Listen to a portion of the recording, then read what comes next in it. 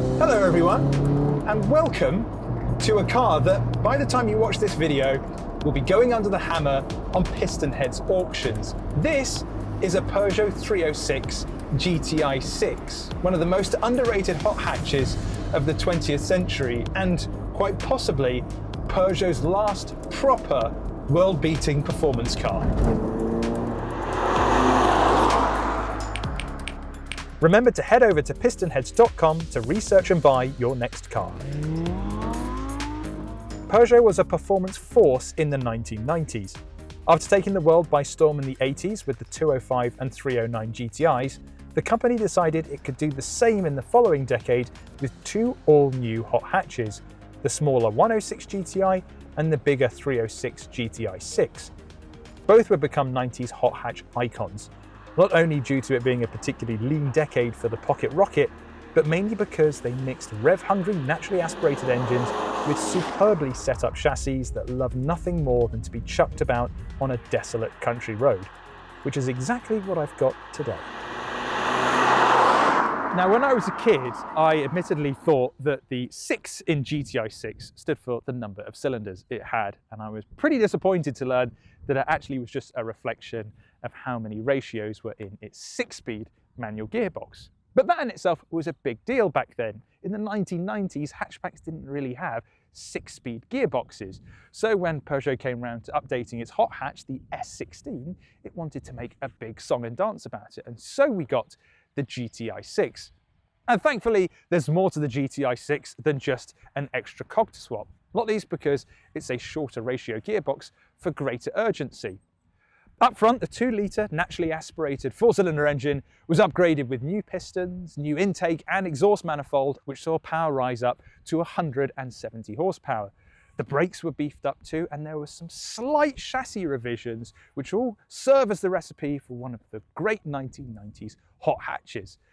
This isn't any ordinary 306 GTI-6 though. It's currently owned, but not for much longer, by Jack, aka Number 27 on YouTube. I recommend you go and watch his channel because he's recently bought a Jaguar XJR that's a bit leaky and he's trying to bring it back up to spec. So Jack, welcome to PH. This is your 306 GTI-6. Why did you buy it? Thanks, Cam. Yeah, so I wanted a car which would have been usable as a daily, but was still going to be fun and had some of the sort of originality of the 80s and 90s hot hatches, still had the, that old feel. And I thought of, a 205 GTI, which I owned, is a lovely car and it's perfect, but it's not really usable every day. And I thought, okay, a 306 GTI-6, first of all, I absolutely craved one when I was younger, and couldn't have one. And secondly, I think it's just the perfect mix of the raw, old-feeling hatch. This is adjustable on the throttle. You can even get the back end to pivot around a little bit, but it's usable every day. It looks modern. The design has aged very, very well. It's got a lovely, sharp engine. The steering still feels really nice. It's not overly light. And I thought, this would make the perfect, fun daily driver for me. I mean, it's such a clean example, but I know following your series on YouTube that you did have to do a few things to it. So can you walk through some of the changes? Yeah, absolutely. So I wanted to get a good one, not a project or a door upper. So I found this, 75,000 miles, which is quite rare. Usually they're well over 100. It was pretty tidy, but there's a couple of areas that they all suffer from. The first is lack of peel in the paint. So that's the latter comes off. It tends to be on the roof, maybe on the bonnet. But I decided, rather than just do one panel, to get the whole thing redone. The second thing is the seats, which have Alcantara inserts. They tend to rip, and you think maybe that's not such a big thing, but you can't buy new seat covers. So you have to get an upholsterer to redo the Alcantara at least, and it's expensive. And there were other mechanical issues. The calipers were sort of seizing a little bit on the front, so they were replaced. A few other little bits and bobs. The exhaust, it had a little boy racer, quite loud exhaust, and these are best left pretty much as standard as you can. The only difference really is there's a slight quick shifter which makes the 6-speed just that little bit sweeter. I mean, I absolutely love what you've done to it because it does feel like it's properly stock and some bits are OEM plus. So why are you selling it, and why are you selling it through auctions? Well, I'm selling it because although I love it and I think it's a brilliant example of the last true hot hatches, especially the French ones, but I bought a good one and now I just can't bring myself to use it through winters. And I've got, you know, an old smoker Rover 75, which is my daily, I don't need to worry about. This one, it's just too good, you know, to be used in that way. So it has to go. And I have a new project car coming from America, Pantera, so I need the room in the garage. I don't want to leave it outside. And that's why I'm selling it on auctions, really. And I have a soft spot for piston heads. Obviously, you guys covered my Ferrari 308 that I did those videos. And so I wanted to do it through you. Oh, thanks very much, Jack. I can't wait to watch that series on the Pantera. That sounds really cool. But for now, I want to drive the GTI-6. Of course, you too can auction your car on PistonHeads. Just follow the link in the description, enter your details, and someone from our consignment team will be in touch. And be sure to register to bid because we have plenty of performance, classic, and collectible cars going under the hammer every week, just like this GTI-6. And here's why you should consider it. The thing is with modern hot hatches is that they're so unbelievably capable that it's difficult to get anywhere near their limit on a public road. You've really got to take them to a track to see what they're capable of.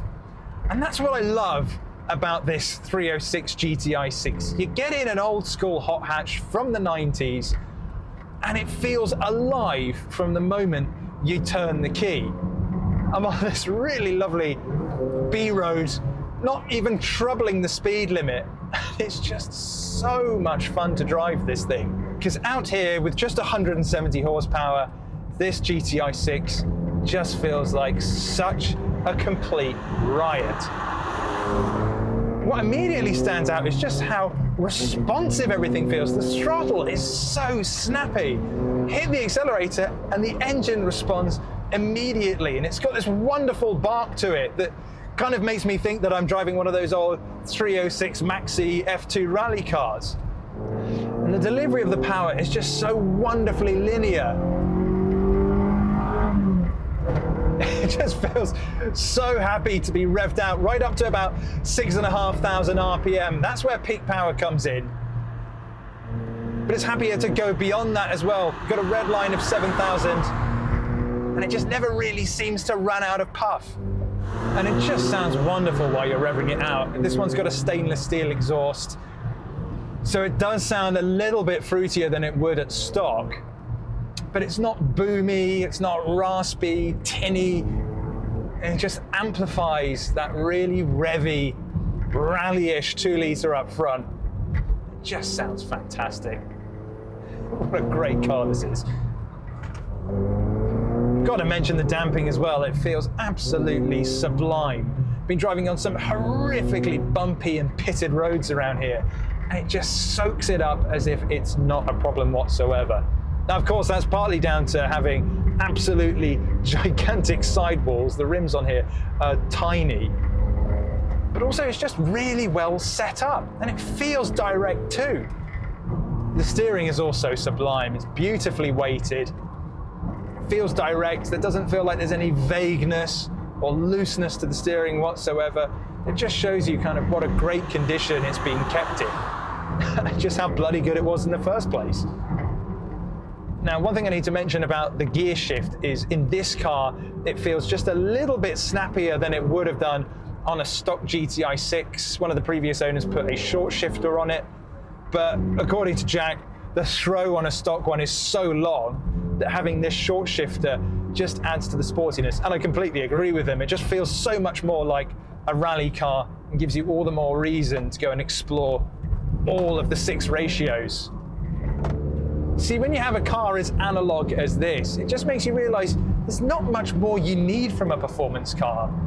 This is the most fun I've had in a hot hatch in such a long time. Again, I've only got 170 horsepower. It doesn't feel like the fastest thing in the world, but it feels perfectly suited to the stretch of tarmac I'm on right now. And it's a shame the GTI-6 isn't mentioned in the same breath as, say, a Clio 182 Trophy, because it feels every bit the 90s hot hatch icon from where I'm sitting. And it's not like Peugeot came up with anything better after the GTI-6. It forgot completely how to have fun in the 2000s. The 206 GTI was a bit of a letdown, and the 306's successor, the 307, never received a hot version, which, to be honest, isn't a bad thing because it was a weird family hatchback MPV sort of thing that wasn't hot in the slightest. Now, Peugeot found its mojo again in the 2010s. You had the 208 GTI, which was very good, the 308 GTI, which was also very good, but they weren't staples of their era. Not like the 306 GTI-6 was. And you can't mention the GTI-6 without talking about the 306 Rally. Now, the two were mechanically identical, although the Rally was more of a club sport, hardcore version of the GTI-6. It was some 65 kilograms lighter than the GTI-6 because it lost the air conditioning, lost some of the sound deadening, and it also featured cloth seats, which were lighter but less plush. The GTI-6 puts all of that back in, so it is a bit heavier at about 1,200 kilograms, but it's more usable because of it. It doesn't feel nearly as extreme as a Rally. Granted, the Rally was rarer too, only 500 of those were produced, but it's not like many of those are left these days, and the same goes for the GTI-6. They were super popular with young drivers back in the day, and that inevitably means that quite a few of them were modded, and many of them ended up either in a hedge or in a ditch. So I had a quick look to see how many were left on UK roads, and apparently there's only around 250 GTI-6s registered today, and can't imagine many of them are in as good a nick as this one, because Jack's really worked hard to make this low mile example look and feel every bit as special as it is to drive. This GTI-6 is guided at £6,500 to £7,500, and it doesn't matter if you've got a supercar, it doesn't matter if you have a super estate or even one of the modern super hatches, because it's cars like this that are the ultimate palate cleanser. Doesn't matter that it doesn't have a huge amount of power or a huge amount of torque, it's just fun everywhere you use it. Pottering along in traffic, and definitely out here on an open B road. Honestly, driving doesn't get much more fun than this.